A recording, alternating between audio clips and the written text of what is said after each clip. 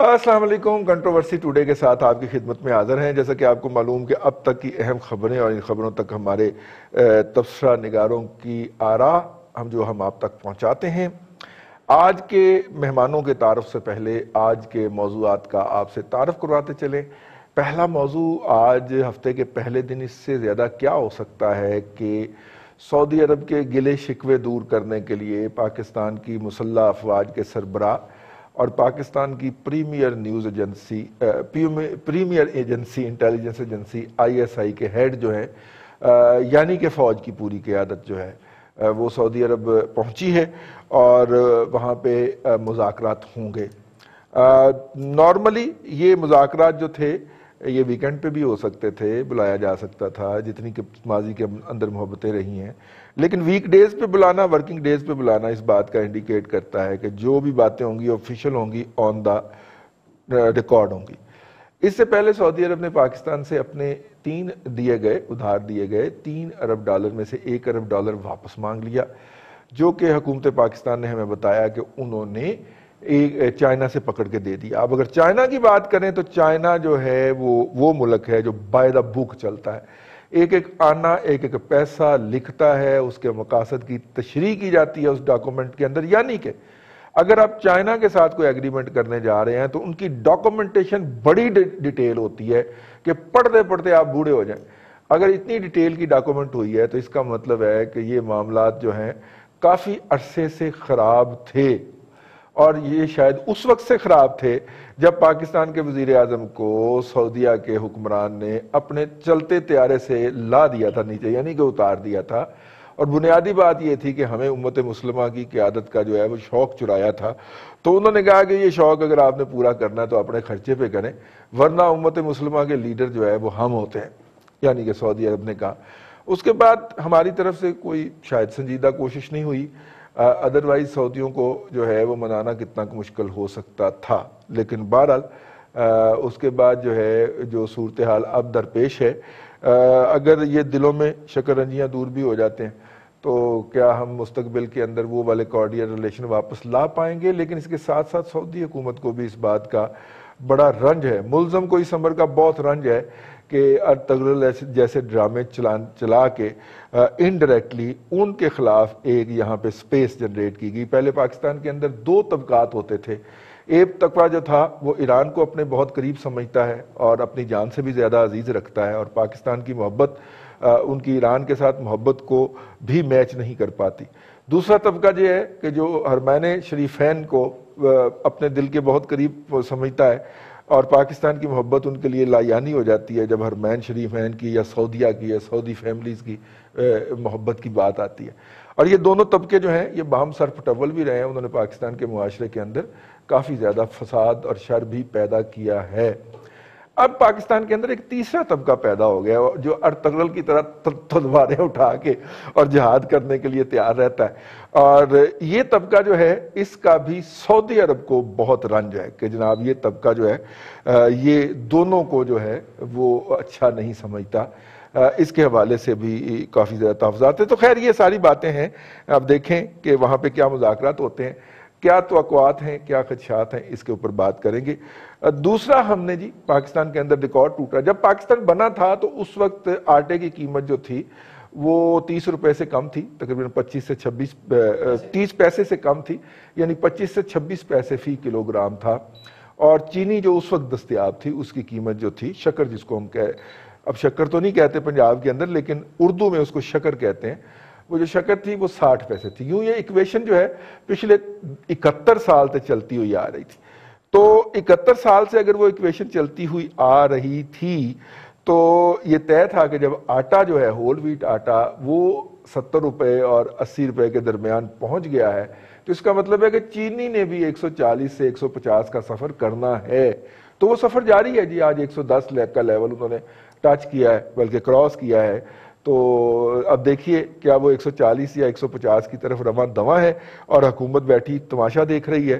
یہ بنیادی طور پہ شاخسانہ ہے ان دریدہ دہنوں کا جو کہتے تھے کہ ڈالر کی قیمت بڑی اوور ہے، اور یہ ڈالر کی قیمت کو ڈی ویلیو کرن کے تمام فسادات ہیں، تمام حماقتیں ہیں، تمام بونگیاں ہیں، تمام تباہیاں ہیں جو کہ ڈالر کی ڈیویلیوشن کرنے کے نتیجے میں اس معاشرے کے اوپر، اس اکانومی کے اوپر اتر رہی ہیں، اور ابھی یہ آپ نے بھگتنا ہے۔ یہ ہمارے دو موضوعات اور آج کے مہمانوں کا آج سے تعارف کرواتے چلے۔ اسٹوڈیو میں آج ہمیں جوائن کیا سید شعیب الدین صاحب نے۔ شعیب الدین صاحب سینئر صحافی، انہیں ہم چاچو بھی کہتے ہیں، اور ہمارے پروگرام کے اندر آپ ریگولرلی تشریف لاتے ہیں۔ اور ان کے ساتھ اسٹوڈیو میں ہمدم درینہ جناب ارسلان رفیق بھٹی صاحب، ہمارے لاہور بیورو چیف، اور اسلام آباد سے بھی ہمیں جوائن کرنا تھا بھٹی صاحب نے، لیکن وہ جیسے جوائن کریں گے ہم آپ کو بتائیں گے۔ اور ہمیں فون پہ جوائن کریں گے جناب حبیب الرحمان خان صاحب، اکانومی کے حوالے سے ان سے بھی بات کریں گے اور فورن افیئر پہ بھی بات کریں گے۔ لیکن اس وقت ہمیں فون پہ جوائن کیا ہوا ہے جناب جاوید حسین صاحب نے، آپ پاکستان کے فارمر ایمبیسڈر ہیں۔ جاوید حسین صاحب السلام علیکم۔ وعلیکم السلام۔ اچھا سر، یہ بتائیے گا کہ اب ظاہر ہے کہ سویلین لیڈرشپ میں کوئی ایسا کریکٹر نہیں ملا ہمیں، یا ریٹائرڈ فورن سیکٹری کے یا اس طرح کے لوگ جو کہ نارملی ٹریک 2 کیا کرتے ہیں وہ نہیں ملا، فائنلی ہمارے آرمی چیف کو جانا پڑا۔ تو سر سوال سمپل ہے کہ اس دورے کے نتیجے میں پرانی محبتیں بحال ہو پائیں گی سر؟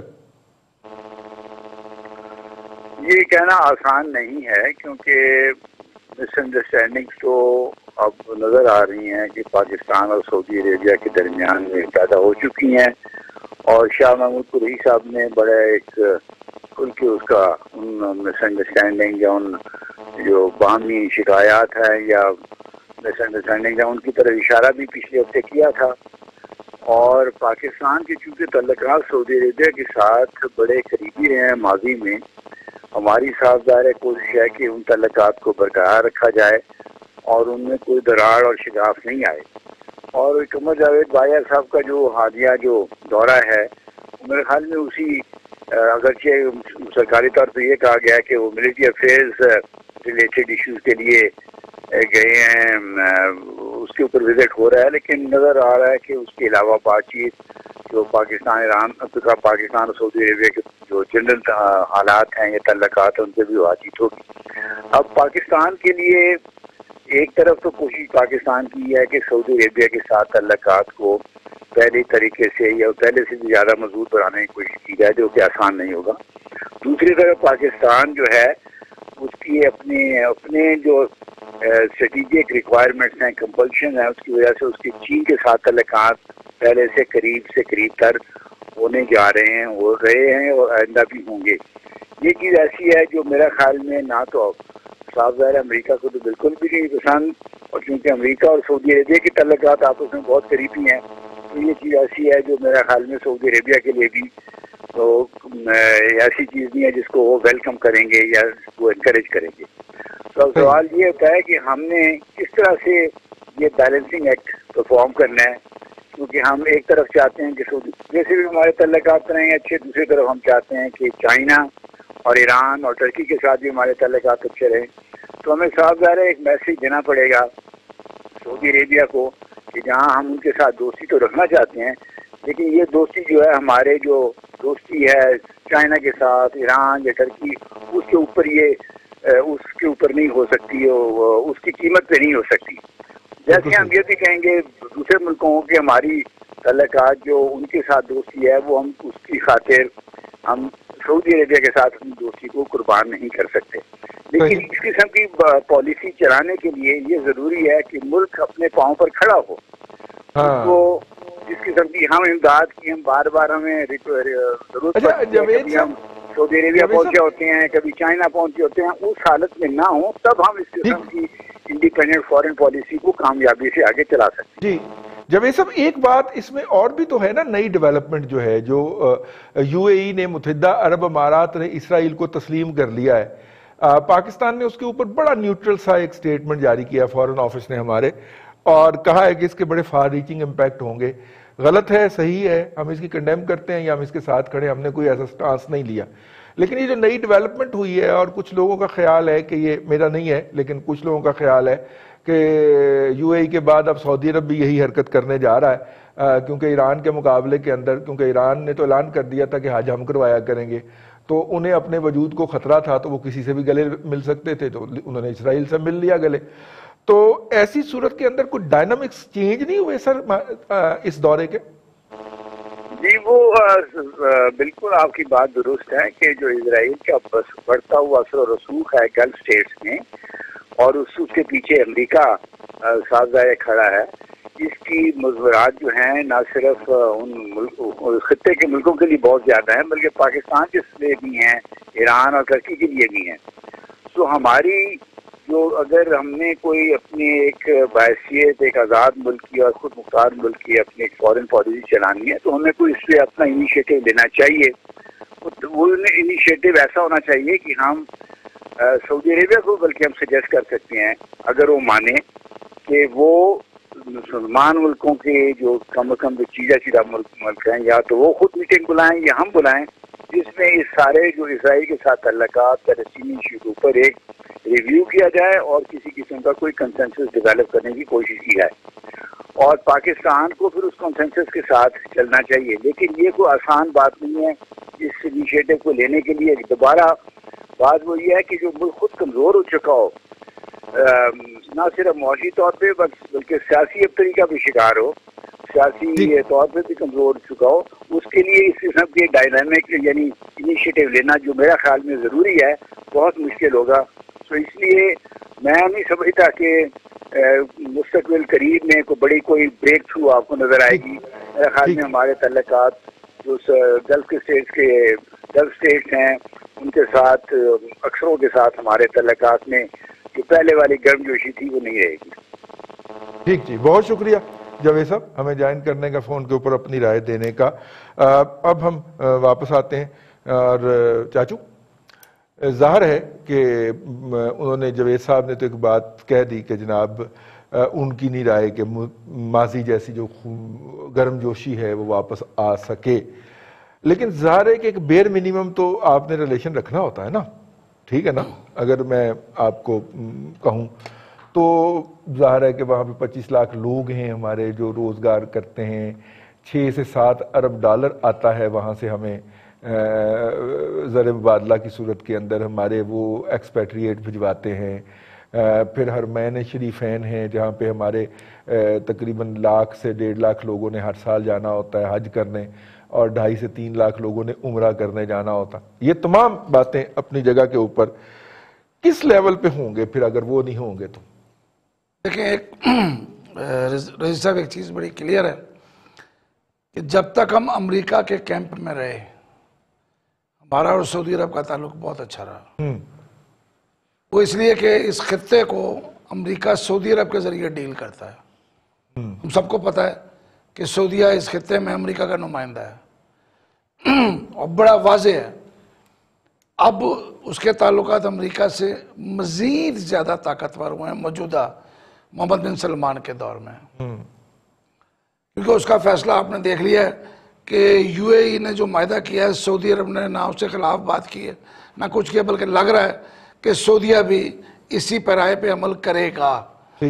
لیکن ایک چیز آپ یاد رکھیے کہ جب تک فلسطین کو کوئی تسلیم نہیں کیا جاتا، اس کی حیثیت کو اسرائیل تسلیم نہیں کرتا، یہ مسلم ممالک جو ہیں یہ کیسے تسلیم کریں گے سارے؟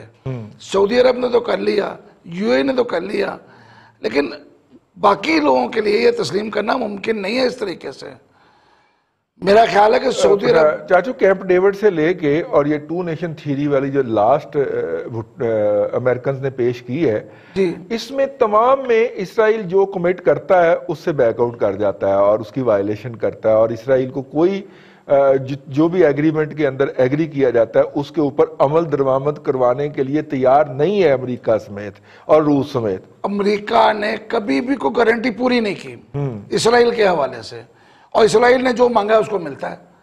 اسرائیل کے پاس تو وہ اسلحہ بھی موجود ہے جو ان میں سے کسی کے پاس نہیں۔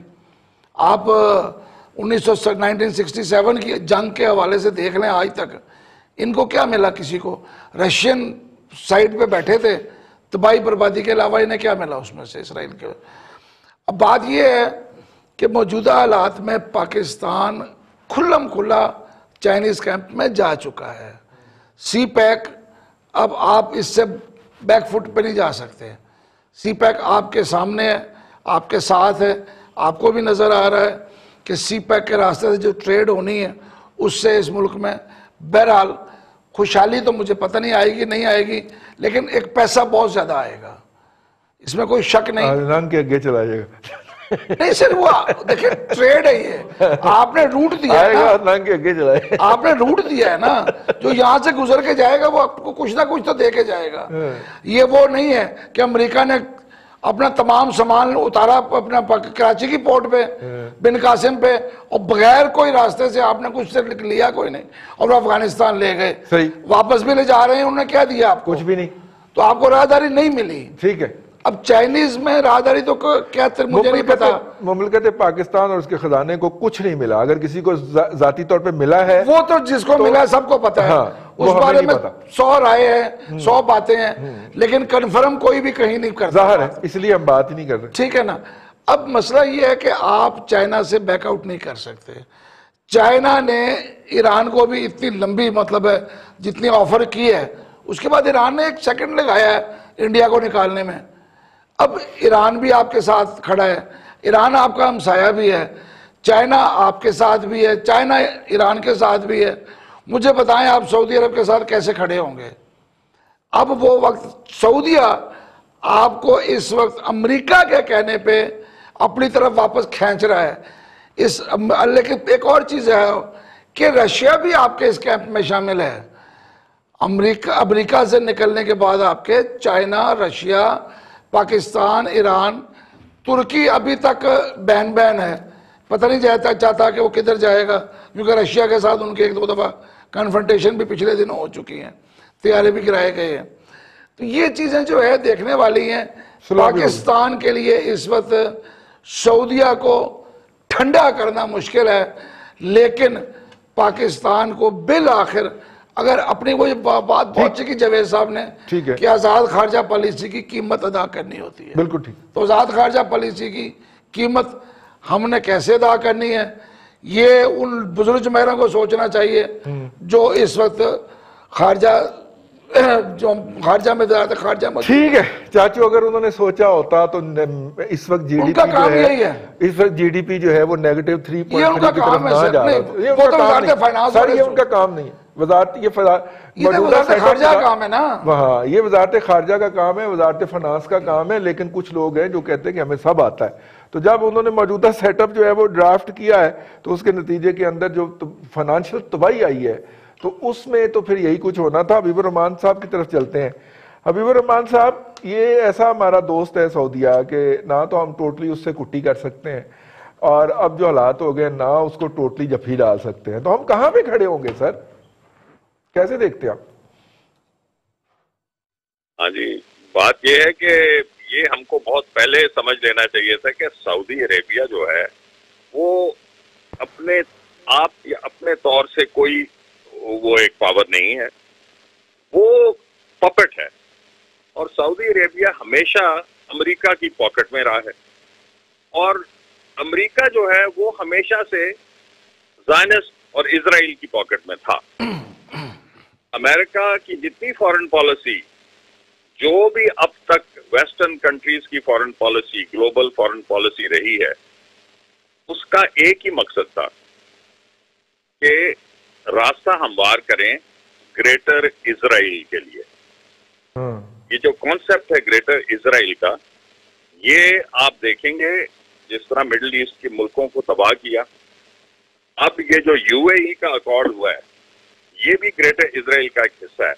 اب آپ اپنی اینمی کو یا تباہ کر دیتے ہیں آن دا گراؤنڈ، یا اس پہ فائنینشیل کنٹرول اپنا لے آتے ہیں۔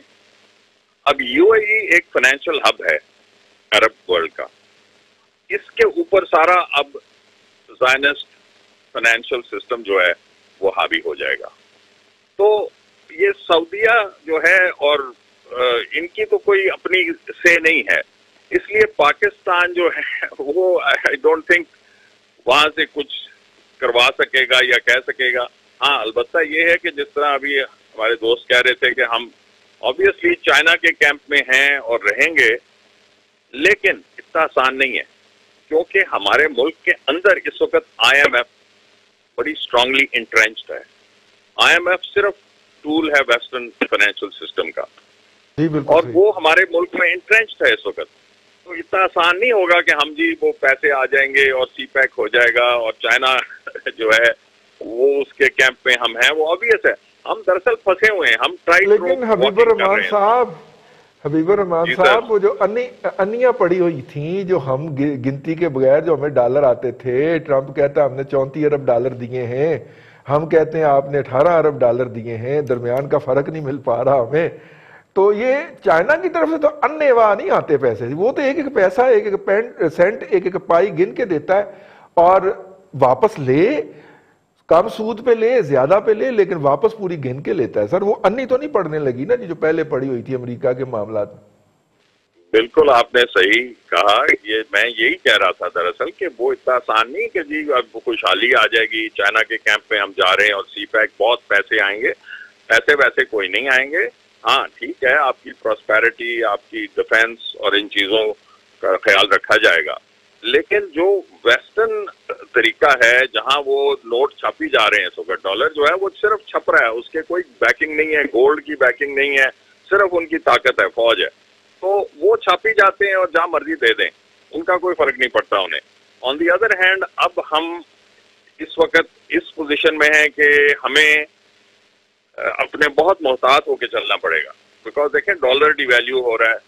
یہ کیا وہ کہہ رہے ہیں جی, حکومت کہتی ہے جی اکانومی ٹرن اراؤنڈ ہو گئی ہے, سب سے زیادہ ریمیٹنس آئی ہے پچھلے مہینے میں ہسٹری میں. تو بھئی اگر اتنا زیادہ ڈالر آیا اور اتنی زیادہ فورن ریمیٹنس آئی ہے تو پھر روپے کی ویلیو کو قدر کیوں گر رہی ہے, یہ سوال ہے نا. چلیے میاں سیف الرحمان صاحب ہم دوبارہ آتے ہیں, حبیب الرحمان صاحب دوبارہ آتے ہیں آپ کی طرف, بٹی صاحب کی طرف چلتے ہیں. تو بٹی صاحب پیری بھی نہیں پینا تو جفی بھی نہیں پینا, لیکن دونوں کام جڑے نے نا وہ یک وقت کرنے نے, یہ کیویں ہو سکتا ہے صاحب ہاتھ پھیلا کے؟ اچھا ہاتھ پھیلا کے کھڑے ہو جائیں. ہاں اگر وہ ڈرائیوری نہ کریے, آپ منہ بند کر لیں, منہ بند کر لیں. بات یہ ہے رئیس صاحب کہ ہماری فارن پالیسی اس 2 سال میں ہے کہاں پہ. ہم نے ہر اس دوست کو ناراض کیا جس نے ہمارے مشکل وقت میں کام دیا. بھول جائیں کہ سعودی عرب تھا یا ایران تھا یا چین تھا, جو بھی تھے, ہم نے ان کو ناراض کر لیا. ہم نے ترکی کو بھی ناراض کر دیا, ترکی اور ملائیشیا کو بھی دونوں کو ناراض کر دیا, جس کے کانفرنس بلا کے بیٹھے رہے, ہم پہنچے نہیں. ہمیں اب بات یہ دیکھیں, ہم جن کے لیے اس کانفرنس میں نہیں گئے وہ بھی ہم سے ناراض ہو گئے. ہم سے عقل مند کون ہوگا یار. جی اب بات یہ ہے کہ تھوڑا سا اس میں معمولی سی میں آپ کو ہسٹری تھوڑی سی 30 سیکنڈ میں سمجھا دوں کہ 14 مئی 1948 کو اسرائیل بنایا گیا. 2002 میں عرب لیگ کا ایک اجلاس ہوا کہ جی اسرائیل اور فلسطین کا جو کانفلکٹ چل رہا ہے اس کو سالو کرنے کے لیے عرب لیگ کے جو ممالک ہیں اس کو مان لیں. لیکن آج تک جو ہے 19 یا 17 اس میں تھوڑا سا کانفلکٹ آ رہا ہے کہ 22 ممالک ہیں عرب لیگ کے, ان میں سے 19 لوگوں نے آج تک مان لیا, اسرائیل کو تسلیم کر لیا ایز اسٹیٹ, جبکہ ٹوٹل جو یونائٹڈ نیشنز کی 193 ممالک ہیں ان میں سے 163 ہیں, یعنی 20 اگست تک 163 ہو گئے یو اے ای نے جب ایکسیپٹ کیا تو 163 ہو گئے. اب اس میں آپ دیکھ لیں کہ جی عرب لیگ بھی ہو گیا, اس میں OIC کے 9 ممبران جن میں پاکستان بھی شامل ہے, انہوں نے نہیں مانا ان کو. اب اسی طرح جو 4 ملک ایسے ہیں جنہوں نے آج تک اسرائیل کو مانا ہی نہیں ہے, وہ اس میں کیوبا, بھوٹان ہے, نارتھ کوریا ہے. اس کے ساتھ جو چین ہے جو ہمارا بھی دوست ہے, ہر طرح سے دوست ہے ہمارا, اس کے اسرائیل کے ساتھ بڑے گہرے تعلقات ہیں, انتہا درجے کے تعلقات ہیں. اس کے باقی لوگوں سے بھی تعلقات ہیں, ایران سے بھی آپ دیکھ لیں, آپ کے سامنے انڈیا کی چاہ بہار انہوں نے کیا کیا چائنا نے. یہ ہوتی ہے ڈپلومیسی. میں یہ قطعا نہیں کہہ رہا, میرے کہنے کی مراد یہ قطعا نہیں کہ ہم اسرائیل کو تسلیم کر لیں, چونکہ وہ تو ہمارا پاسپورٹ نہ ہم اس کا مانتے ہیں نہ وہ ہمارا مانتا ہے. 19 ممالک آج بھی ایسے ہیں, 15 ممالک جو اسرائیل کا پاسپورٹ نہیں مانتے ہیں بالکل بھی, باقی ملک مانتے ہیں سارے پاسپورٹ. لیکن آپ ممبرشپ دیکھ لیں تو 30 سارے لوگ رہ گئے ہیں پیچھے, جن میں عرب ممالک کے لوگ ہیں, اور ہم پاکستانی جو OIC organisation of Islamic countries ہیں اس میں کچھ لوگ ہیں 5-7 جو رہ گئے ہیں وہ نہیں مانتے. ہم نے ہر طرح سے کوشش کی کہ ہم اسرائیل کو پیچھے رہیں, ہم اس کانفلکٹ سے دور رہیں. مجھے بتا دیں کہ ہم کشمیر کا مسئلہ جو ہمارے بالکل پہلو میں پڑا ہے, ہم انہیں اس کے اوپر کیا ڈپلومیسی کی ہے. ہم چوتھے محلے جا کے اسرائیل کے ساتھ اور فلسطین کے ساتھ کیا ڈپلومیسی, ہم صرف بیان تو دے سکتے ہیں نا, بیان ہم نے وہ بھی نہیں دیا, وہ بھی دیا تو الٹا دے دیا. اگر سارا کچھ ہی ہمارے سپہ سالار نے کرنا ہے تو مجھے بتا دیں پھر اس سیاسی حکومت کا کیا جواز رہ گیا پیچھے. ایک پیج پہ ہے نا آپ, نہیں ایک پیج پہ رہے, لیکن پھر سیاسی بندہ ساتھ جانا چاہیے تھا نا جی, جس نے یہ کام حرکت کی ہے اس کو ساتھ جانا چاہیے تھا. the reason is کہ آپ ایک کام کرتے ہیں, اپنے دوست کو ناراض کرتے ہیں, اور اس کے بعد ایک اور دوست آتا ہے بیچ میں, وہ چاہ کے صلح کراتا ہے. ایک بات طے ہے کہ ہمارے تعلقات اب اس طرح نہیں ہوں گے سعودی عرب سے جتنے ہمارے ماضی میں رہے ہیں یا تھے, وہ ڈیفینیٹلی یہ خلیج سی آ جاتی ہے. جب آپ کے کچھ غلط فہمی پیدا ہو جاتی ہے تو یہ خلیج رہتی ہے آپ کے اندر. ٹھیک ہے. اب اس میں ہم وہ خلیج جو ہے جو پیدا کرنے والے صاحب ہیں وہ قومی اسمبلی میں بولتے ہیں آج کل ماسک پہن کے, اور خدارا آپ کچھ دوست اور دشمن میں کم از کم تمیز کر لیں, آپ کس کے اوپر بول رہے ہیں. بالکل ٹھیک. اب کم از کم دوستی کا خیال کر لیں نا. بالکل ٹھیک. تھوڑی سی وہ کہتے ہیں وہ خواجہ آصف نے کہا تھا نا, کچھ حیا ہوتی ہے کچھ شرم ہوتی ہے, یہ بات ہے. موجودہ حکومت جب 2 سال پہلے برسر اقتدار آئی تو میں نے بابا جی سے پوچھا, میں نے کہا بابا جی حکومت کیسے چلے گی؟ انہوں نے کہا کہ چھکو ٹیکنالوجی سے. میں نے کہا بابا جی مجھے سمجھ نہیں آئی. انہوں نے کہا پتر بات یہ ہے کہ یہ جو نئے جو برتھس ہوتی ہیں, یہ سیزن آتا ہے جی آج کل آیا ہوا ہے, جس میں بھینسیں اور گائیں جو ہیں وہ بچے اور بچیاں اور کٹے اور کٹیاں جو ہیں وہ جنم دیتی ہیں. تو اس میں وہ کیا کرتے ہیں کہ بچے اور بچی کو کھلا چھوڑ دیتے ہیں, لیکن اس کے منہ کے اوپر چھکو چڑھا دیتے ہیں تاکہ وہ وقت بے وقت اپنی والدہ کا جو ہے وہ دودھ نہ پیتا رہے. اور یہ چھکو چڑھانے سے اس کا منہ بھی بند ہو جاتا ہے, وہ زیادہ بولتا بھی نہیں ہے. تو انہوں نے کہا کہ چھکو چڑھا دیں اگر ان کے منہ کے اوپر تو یہ حکومت جو ہے وہ بڑی اچھی چل جائے گی, ورنہ ان کو جتنی بولنے کی عادت ہے, فضول بولنے کی عادت ہے, واہیات بولنے کی عادت ہے, یہ اس ملک کی نظریاتی سرحدوں کے ساتھ ساتھ جغرافیائی سرحدوں کے ساتھ بھی ڈیزاسٹر پلے کریں گے. مجھے لگتا ہے چھکو ٹیکنالوجی کا وقت آ گیا. پروگرام میں فی الحال وقف.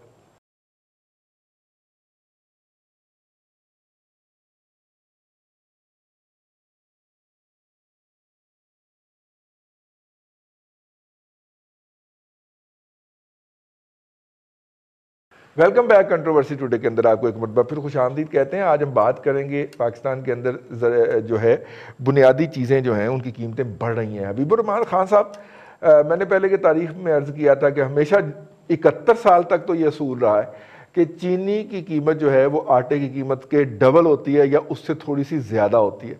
یہ پہلا موقع تھا جی کہ آٹا جو تھا, ہول ویٹ آٹے کی بات کر رہا ہوں, وہ تو بڑھ کے 70 سے 80 روپے ہو گیا, اور چینی جو تھی وہ 100 روپے بھی تھی. تو اپنے نیچرل فلو کی طرف جا رہی ہے جی, اب وہ 130 140 تک. میرا جو اپنا اکنامک ہنچ ہے اس پہ. سر ان چیزوں کو مینج کیسے کیا جا سکتا تھا جو ہم نے نہیں کیا؟ ایک نیچرل کورس لے رہا ہے وہ, اور یا پھر آپ یہ کہیں گے کہ ڈیویلیوشن کے نتیجے میں جتنی قدر کم ہو گئی تھی روپے کی, اور جو انہوں نے ڈیزاسٹر پلے کر دیا تھا ایکسچینج ریٹ کے ساتھ, اس کے بعد یہ تو ہوگا. ہاں جی رضی صاحب, دراصل ہماری اکنامک پلاننگ کے اندر کافی زیادہ فلاز ہیں, اور وہ آپ نے جب تک ایک اوور آل پلان نہیں ہوتا ملک کی اکانومی چلانے کے لیے, وہ پھر ایسے ہے کہ جو ادھر پکڑا ادھر پیچ ورک ہے, جہاں سے کوئی لیک ہوا اس کو ٹھیک کر دیا ہے, جو چیز آپ کو نظر آتی ہے اس کی طرف دوڑ پڑتے ہیں آپ. کوئی ایک جامع پلان نہیں ہے. کوئی گورنمنٹ نہیں کہہ سکتی کہ جی ہم نے ایک اوور آل ویژن ہماری جو ہے 5 سال کی وہ کیا ہے. تو اس لیے اب ڈیویلویشن بھی ہو رہی ہے, اس کی طرف بھی کوئی توجہ نہیں دی جا رہی, اور باقی جو ہے کیا کہتے ہیں پالیسیز, الیکٹریسٹی اتنی مہنگی ہے, ان پٹس بہت مہنگے ہیں. تو یہ ساری چیزیں جو ہیں ایک پلاننگ کے تحت ہوتی ہیں, اور اکنامک پلاننگ جب تک نہیں ہوگی, اب آپ نے جو بندے رکھے ہیں ان کو آپ نکال دیتے ہیں, پھر واپس لے آتے ہیں, کوئی IMF کے ہیں کوئی اپنے ہیں, مطلب یہ ہاچ پاچ سا سسٹم ہے. جب تک ایک اسٹرانگ ویژن اور لیڈرشپ جو ہوتی ہے وہ اس کو پتا ہوتا ہے جی میں نے پوائنٹ A سے لے کے پوائنٹ B تک جانا ہے اور کس طرح جانا ہے, وہ جب تک آپ کے ذہن میں نہیں ہوگی, آپ پہلے سے ویژن نہیں بنائیں گے, پھر کس طرح آپ اچیو کر سکتے ہیں اپنے گول. صحیح. اچھا, اس کا مطلب آپ کہہ رہے ہیں کہ اکنامک پلاننگ جو ہے وہ لیک کر رہی ہے, لیکن سر بات یہ ہے 22 کروڑ کا ہم لوگوں کا ملک ہیں, 25 30 50 لاکھ ٹن گندم کم بھی ہو سکتی ہے, لیکن 2 کروڑ 2.25 کروڑ ٹن تو ہم نے پیدا کی ہے نا. وہ 2 کروڑ 2.25 کروڑ ٹن بھی مارکیٹ کے اندر یا ہماری اکانومی کے اندر نظر نہیں آ رہی. سر میں یہ پوچھنا چاہ رہا ہوں, آپ ویسٹرن انٹرسٹ کو سمجھتے ہیں کہ انہوں نے وہ گندم جو ہے اس کو ہولڈ کر لیا ہے اور ریاست ان کے سامنے بھیگی بلی بنی ہوئی ہے, کچھ نہیں کر پا رہی, یا اس کا مطلب ہے کہ ہمارے ہاں گندم پیدا ہی نہیں ہوئی؟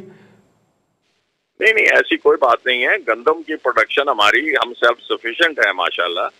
اس کے اندر ڈفرینٹ ایلیمنٹس ہے. اسمگلنگ کافی ہوتی ہے جی. ایکچولی گندم جو ہے یہ ناردرن بارڈر سے جا رہی ہے افغانستان, آگے بھی چلی جاتی ہے, تو اسمگلنگ کے اوپر چیک کرنا. اب چونکہ پیسہ انوالوڈ ہے, وہ اس کے اندر وہ اسمگلر جو ہے پیسہ کھلا کھلو کے سارا کر رہے ہیں کام. تو دوسری طرف یہ بھی ہے کہ جی ہم مافیاز ہیں جو ہولڈ کر لیتے ہیں, لیکن آئی ڈونٹ نو ہولڈنگ اتنی پاسبل ہے یا نہیں. آبویسلی جو بیچ میں انوالوڈ ہیں لوگ کچھ پروفٹ ٹیکنگ کر رہے ہیں آڑتی لوگ جو ہیں, لیکن مین چیز اس کے اندر یہ ہے کہ جی آپ کی کرپشن اور جو آپ کی یہ اسمگلنگ ہے ویٹ کی, اس کی وجہ سے یہ ایسا بحران کریٹ ہوتا ہے. چلیے ٹھیک ہے, بہت اپنا ٹھیک ہے.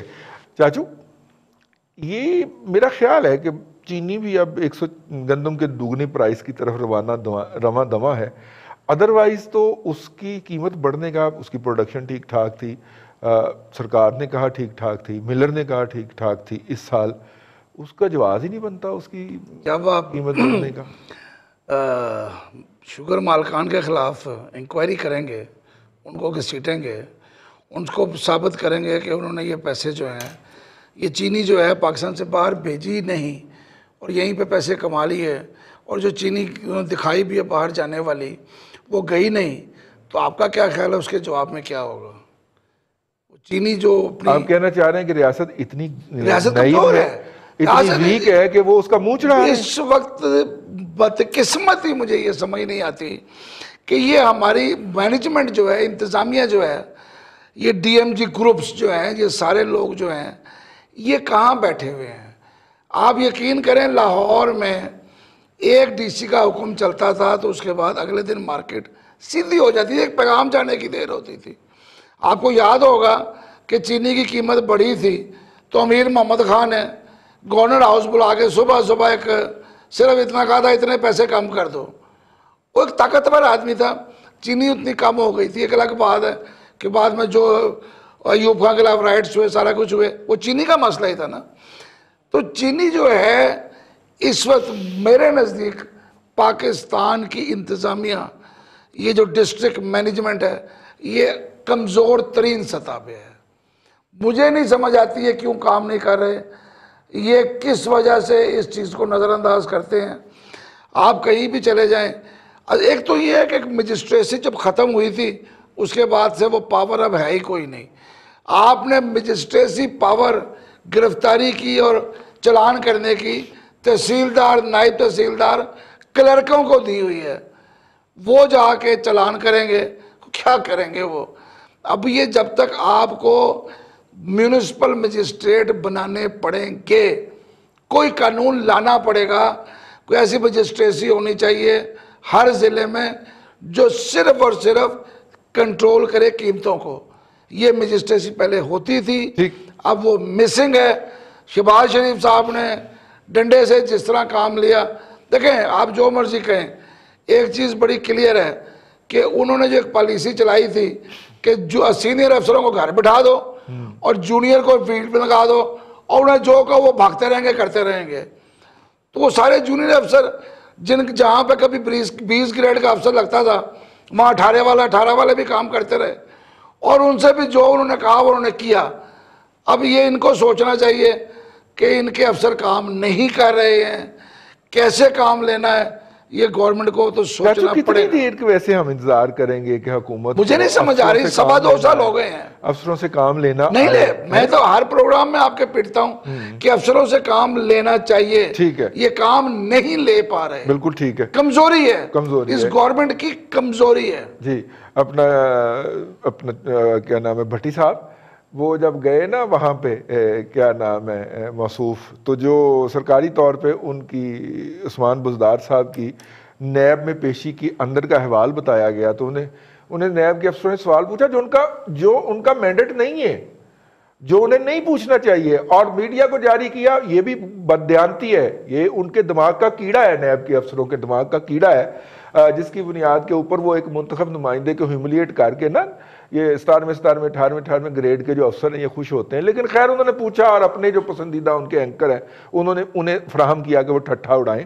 تو اس میں انہوں نے عثمان بزدار صاحب سے پوچھا کہ آپ جو بندے اپوائنٹ کرتے ہیں, کیونکہ الزام ہے نا کہ ان کے حوالے سے پیسے ویسے وصول کرتے ہیں, ماموں جو ہوتے ہیں وہ بڑے سرگرم ہیں, تو ان سے پوچھا گیا کہ جناب آپ جو اپوائنٹ کرتے ہیں تو آپ کیا, انہوں نے کہا جی پہلا تو یہ ہے کہ وہ اس علاقے میں جا کے نا رہ سکے جس علاقے میں اس کو اپوائنٹ کیا جا رہا ہے, اوکے. دوسرا ہڈانا ذرا مضبوط ہو, اس کی صحت اس بات کی اجازت دیتی ہو کہ وہ اس دور دراز علاقے. یار خیر مطلب اس طرح کا بندہ اگر سلیکشن کرنے بیٹھے گا تو ایسے لوگ ہی سلیکٹ کرے گا. بھائی صاحب دیکھیں ان کی سلیکشن میں مسئلہ نہیں ہے جو عثمان بزدار صاحب کر رہے ہیں, اصل مسئلہ ہے عثمان بزدار صاحب کی سلیکشن میں. اب پرابلم کہاں ہے کہ مجھے ایک بات کی خوشی ہے, میں بھولنا چاہوں کہ آج شعیب الدین صاحب نے تعریف کی شہباز شریف صاحب کی پہلی مرتبہ. نہیں وہ پہلے بھی میں نے کہا ہے کہ 20ویں کی جگہ پر 18ویں گریڈ کا لگایا. آپ یہ دیکھیں کہ نہیں یہ کہا کہ جی ڈنڈے کے طور پر جو بھی کیا انہوں نے کنٹرول رکھی پرائسز. جو اسٹیٹ کے اہل نہیں اپنی ملیں ان کی جو تھیں تب بھی چلتی تھیں, آج کل نہیں چل رہی, وہ بند ہیں دونوں.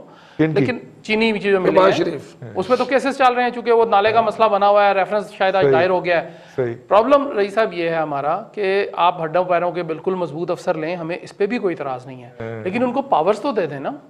جب پاورز آپ ماموں چچا تایا کے پاس رکھیں گے تو وہ افسر تو بیچارہ کچھ نہیں کر سکے گا.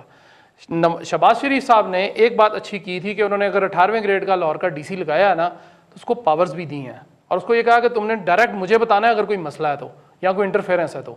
اور اس کا جو ڈپٹی سیکرٹری اس کے پاس یا اس کے ساتھ ایک بندہ اگر اس کا جونیئر یا اے ڈی سی جی جس کو ہم کہتے ہیں ایڈیشنل ڈپٹی کمشنر جنرل, وہ بھی پاورفل آدمی لگایا کہ اگر ڈی سی کام نہیں کرے گا تو اے ڈی سی جی تو کرے نا کم از کم.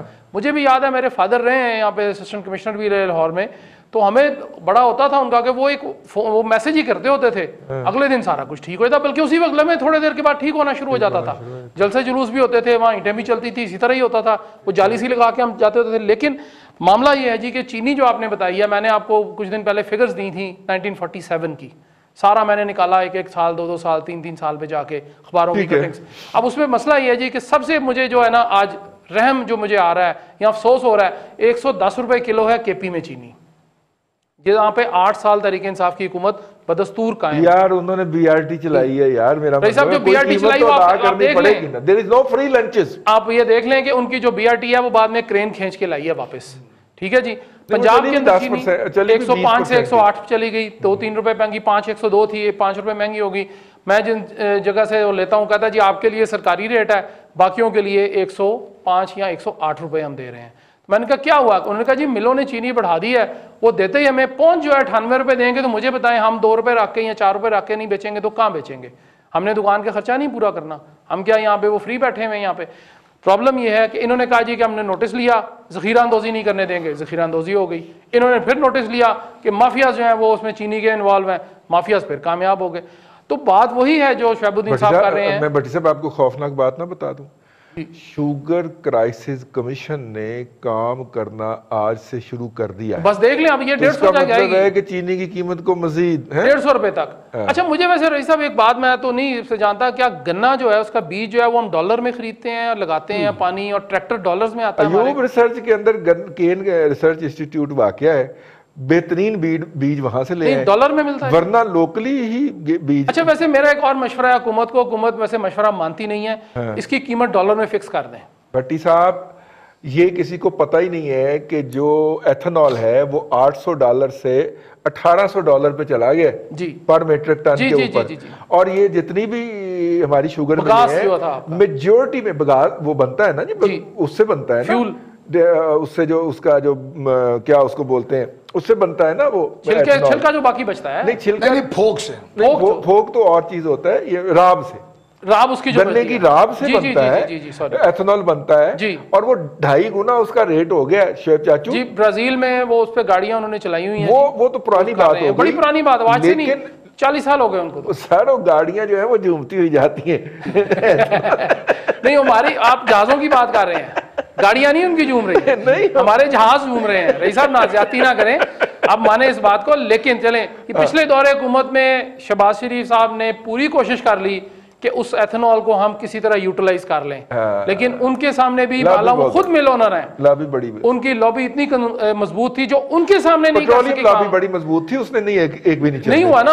اب بات یہ ہے کہ جی مجھے یہ بتا دیجئے کہ اس حکومت کے سامنے وہ لابی اگر بیٹھی ہے جو شہباز شریف کو اس نے چکر دے دیا, جس نے آدھے پاکستان کو سیدھا کرنے کی ٹھانی, اور اس نے آدھا پاکستان یعنی پنجاب تو کم از کم انہوں نے سیدھا کیا نا جی, لیکن اس بندے کو چکر دے دیا تو کیا وہ ان کے کھاتے میں آ جائیں گے؟ بالکل ٹھیک, ممکن ہی نہیں ہے. وہ خوفناک لوگ ہیں, آپ ان کو طریقے سے ہینڈل کریں. بچی اپنا چاچو, آپ یہ کہہ کے نہیں چھوٹ سکتے کہ وہ مافیاز بڑے سٹرونگ ہیں اور ہم جناب معصوم ہیں, ہم لرن کرنے آئے ہیں, ہم سیکھنے آئے ہیں. آپ نے بہت بڑے بڑے کلیم کر رکھے ہیں سر, اور کلیم نہ کریں آپ. دیکھیے 2 طریقے ہیں کام کرنے کے, ایک میرا طریقہ ہے, ٹھیک ہے, آپ نے میرا طریقہ کر دیا ریجیکٹ, اب آپ اپنا طریقہ لے آئیے, ٹھیک ہے. اگر آپ کا طریقہ نہیں چل رہا تو بھائی اسے چلائیں یا اپنا طریقہ بدل لیں. میں نے آپ سے پہلے کہا ہے کہ حکومت اس جگہ پہ انتہائی کمزور ثابت ہوئی ہے, یہاں پہ وہ کام نہیں لے پا رہے.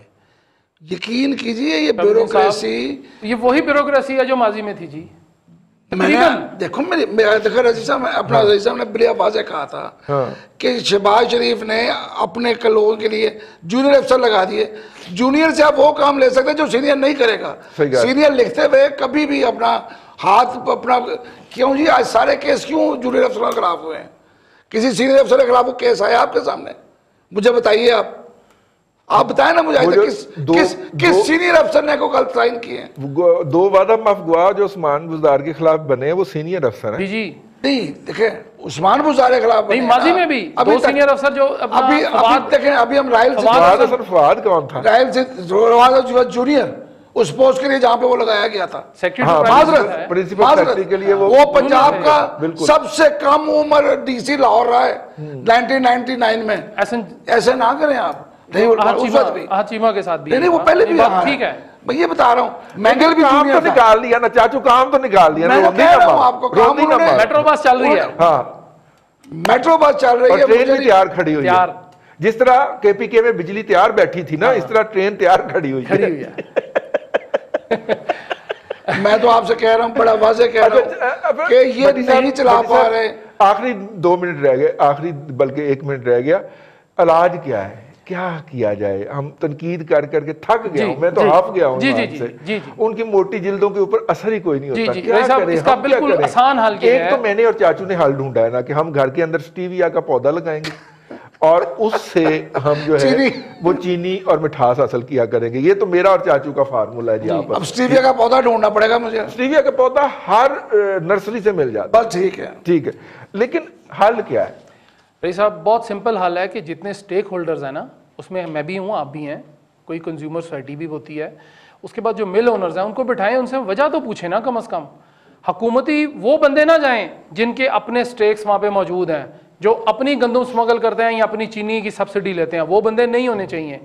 بندے ڈی ایم جی افسر ہی ہوں, وہی افسر ہونے چاہیے جو ماضی میں کام کرتے رہے. ان کو بٹھا کے انہی لوگوں کو دوبارہ انگیج کریں کہ بھائی آپ کی یہ ڈیوٹی ہے, اگر یہ چینی نیچے نہیں آتی کل آپ یہاں پہ نہیں ہوں گے, پھر آپ کے خلاف ہم دیکھتے ہیں ہم کیا کرتے ہیں. پاویں ماموں نے 3 کروڑ روپیہ پھڑیا ہوئے لیکن میں نہیں چھڑا. پھر نہیں, ایمانداری پہ پھر دیکھیں نا 60 چلیں 100 رئیس صاحب 105 یا 110 روپے چینی نہیں ہونی چاہیے. آٹا جو ہے پیچھے چلا گیا ہے. چند سیکنڈ. یا پھر وہ طریقہ ہے یورپ والا کہ جہاں پہ سوسائٹی یہ فیصلہ کرتی ہے کہ ہم نے یہ چیز استعمال نہیں کرنی. چاچو اور میں تو کہہ رہا ہوں یہ ہمارا نہیں ہے, میں تو کہہ رہا ہوں یا تو ہم یہ کام کریں کہ ہم استعمال کریں, ہم نہ کریں استعمال. یہ نہیں ہو سکتا چاچو. وہ سوسائٹیز بہت چھوٹی ہیں, 5-5 10-10 لاکھ کی. چلے جی ہماری بڑی ہے تو باقی رورل بھی تو ہے نا, رورل تو اپنے گھر سے شکر نکالتی ہے. بالکل ٹھیک ہے. آج ہمیں ایک اچھی بات جو ہے اگر اکمپلشمنٹ ہو تو اسے کرنا چاہیے. ہم نے اپنے کنٹروورسی ٹوڈے کے اندر ایک پروگرام کیا تھا کہ جو ہمارے بچے پاکستان سے باہر جا رہے ہیں پڑھنے کے لیے, ان کے ڈاکومنٹیشن کی اٹیسٹیشن جو ہے وہ کرونا ختم ہونے کے باوجود بھی فورن آفس نہیں کھول رہا اور ان کو ڈاک کے ذریعے بھیجنا پڑتے ہیں, اور جس میں ان کے 20-21 دن ضائع ہو جاتے ہیں اور ان کے سمیسٹر جو ہے وہ ضائع ہوں گے. شاید ہماری بات کہیں سنی گئی ہو, لیکن شاید فورن آفس کے افسروں کے بابوؤں کے دلوں میں رحم آ گیا ہو. آج وہ سہولت جو ہے وہ بچوں کے لیے بحال کر دی گئی ہے, اور اسی لیے ہم یہ کہتے ہیں کہ آپ اپنی آواز اٹھائیے, پاکستان کے اندر ابھی تک قانون کے مطابق احتجاج کرنا آپ کا ڈیوائن رائٹ ہے. یہاں پہ ایک پارٹی نے قانون کے اندر آزادی احتجاج کی آزادی کا نام لے کے پارلیمنٹ پہ حملہ کیا ہوا ہے, سپریم کورٹ پہ حملہ کیا ہوا ہے, پی ٹی وی پہ قبضہ کیا ہوا ہے, 126 دن تک ڈانس کیا ہوا ہے اوپنلی کھڑے ہو کے. یار آپ تو اپنے جائز کام کے لیے احتجاج کر رہے ہیں, تو احتجاج کیجئے, اس کا رزلٹ آتا ہے, اس کا رزلٹ آتا ہے. ان بچوں کو مبارک ہو جو اسکالرشپ ون کر کے پاکستان سے باہر جا رہے ہیں, اچھے اور سہانے مستقبل کے لیے, پاکستان کے مستقبل کے لیے, اپنے مستقبل کے لیے. آج کے پروگرام سے اتنا ہی, کل پھر آپ کی خدمت میں دوبارہ حاضر ہوں گے. اپنا خیال رکھیے گا.